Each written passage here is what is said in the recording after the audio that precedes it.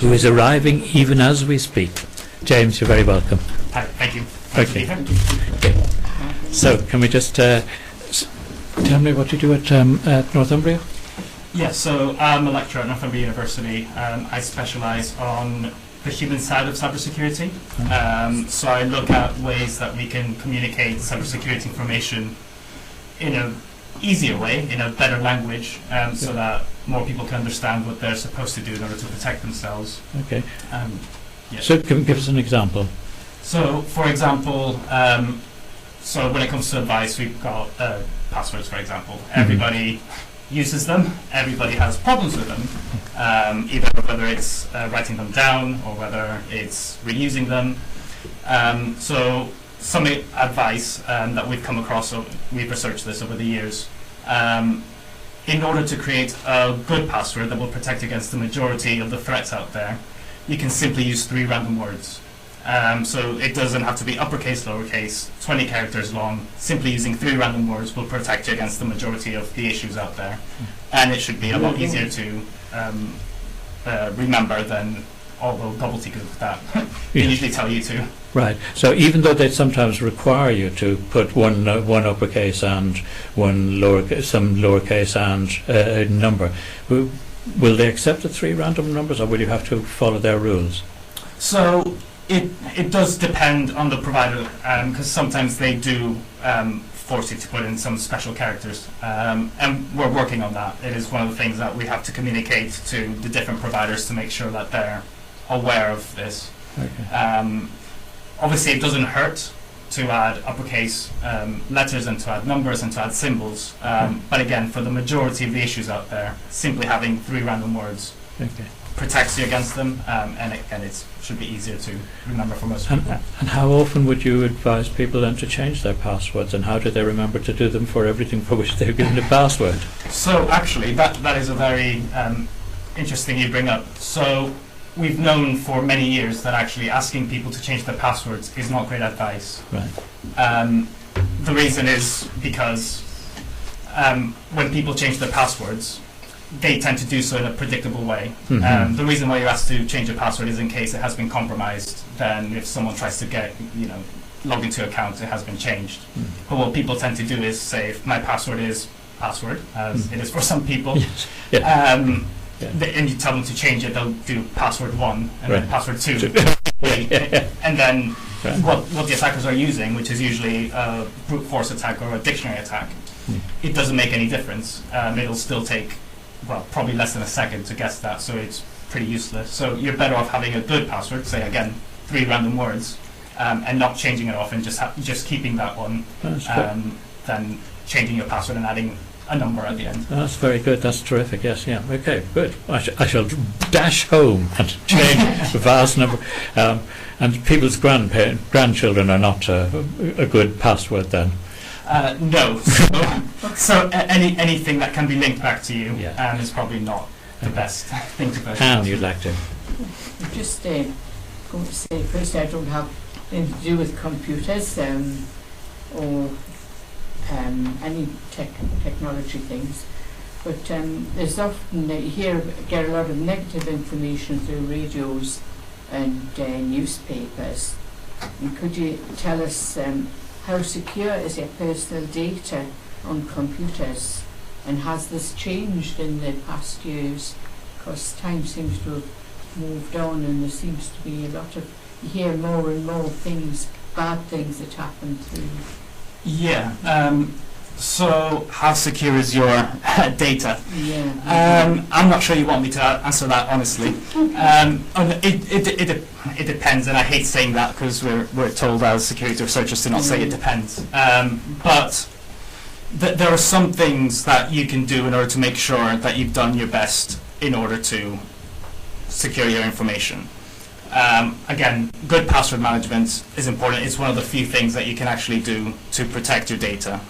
The problem is, over the years, as you mentioned, with everything being more connected to the internet, means that you are trying to protect against a lot more attackers. Yes. So in the past, back when a computer was a huge thing in a room, you were protecting against people that had access to that computer, which was a handful maybe.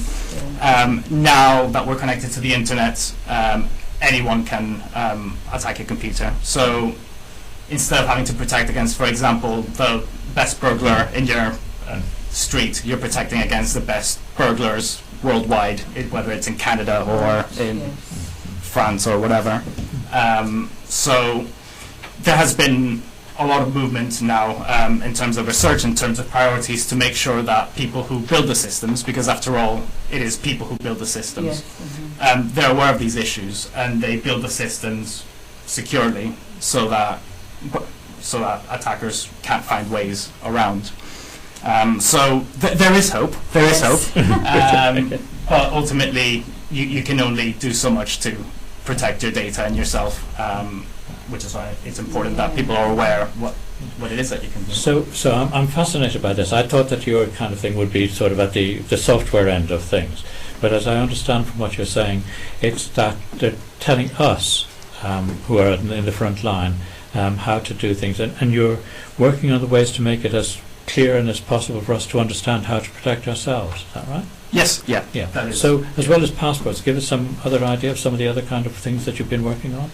So another thing that I work on is social engineering. So essentially, because we're people and we behave in certain ways, and attackers are people and they behave in certain ways, and given that the theme is scams, online, the majority of the main reason really why things go wrong is because people are tricked into doing things. So that is usually called phishing, which you've probably heard or hopefully heard.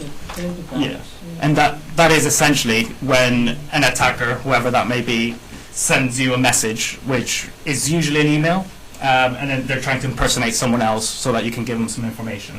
The typical example is your bank saying you need to reset your password. Please click here. You click through, it takes you to a fake website, you enter your password, and they have your password. And they haven't really breached any systems of any sort. You simply given them the information. Okay. So things that I've looked at is how do you, again, that goes with the theme, how do you make people more aware of these scams and ways that they can protect themselves? Can we come back to that in just a moment, because we're going to play a piece of music which was almost your choice, which is Flying Lizards and Money. With James, and thank you for that wonderful piece of music. So, right, you were telling us about this kind of fascinating thing of how do you make us, the potential users and the potential victims of scams, how do we understand and clear what best we should do? Yes, yeah. I was talking about phishing. Yeah. So people impersonating other people. And some of the research that I've done has been around how do you prime people that a message may be fake, which is quite hard to do, because if we knew the message was fake, then it simply wouldn't get to you. Yes. So that is a really big problem with phishing and similar scams. So in terms of how do you identify one of these, there are several specific things that you can look out for, but probably the main thing that should give it away is if there's any sense of urgency in the message. Good. So a lot of scams are either you need to change your password now, or you're going to lose access, or you have one list price, but you need to claim it now, otherwise it's going to go to the next person. Yeah. So that they're usually trying to put you in a position where you're not really thinking clearly. Okay. So one of the best pieces of advice when it comes to these sort of scams is wait, think about it, don't act immediately. Yeah. If someone's forcing you to do something very quickly, it's usually to throw you off. Okay. But then also make sure that the name of the sender matches the email address. So have a look at the header for the email and make sure that the email address is one that you can recognize. Yeah. And if it's saying it's coming from, say, Amazon, it's not coming from james@gmail.com or whatever.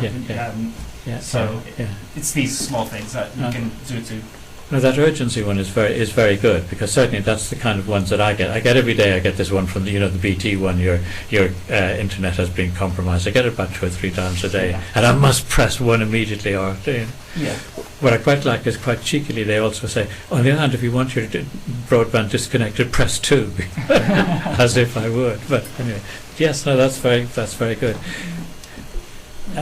Just something I was going to ask about. A broadband password, is it safe to have it stored with your provider? Because apparently there's something you can click on if they... So what you mean by your provider? Provider. Sorry, when you're actually signing in to get your emails, Oh yes. and then you ask for the password, On the browser? and then you ask you, do you want to save it? Yeah, so if no one else has access to that computer, or if you trust the people who have access to that computer, then it is an option. What you're probably better off doing is getting an independent password manager. So that's a bit of software that keeps all your passwords, and then it stores them in gobbledygook, so that if someone does, for some reason, ever gain access to it, they can't see what your actual passwords are. Right. But that way, all your passwords are stored in one program, essentially, and all you have to do is remember one password, which means you can make it as long and complicated. Instead of 3 random words, it could be 4 random words or 5 random words, because it is the one thing you have to remember. And the important thing is, because it's its own piece of software, you don't have to use that browser or that, you don't have to use Chrome or Internet Explorer or Firefox or whatever it is. Always, you can access them from from your phone, from another computer. So. What are the trade names on these? Are there trade names? I'm not asking you to recommend one, but just sort of typically what we look for. So if you were to search it in your favorite search engine, probably LastPass would be one of the top ones. Bitwarden is a good free one, actually. Right. If you use Apple devices, they do have password management. I believe it's called KeePass. Okay. KeePass? No, that's anyway. But. So we're slowly acquiring these bits of information, rather in the way in which we've been told, sort of, if somebody comes to your door, say no, and we're beginning to learn from our banks that our banks will never ring us up and ask us to move money around an account. And the urgency one is also a very good one. Passwords was another excellent one. What else have you noticed, or that we should be thinking of? Yeah. So. Two things, I guess, to conclude.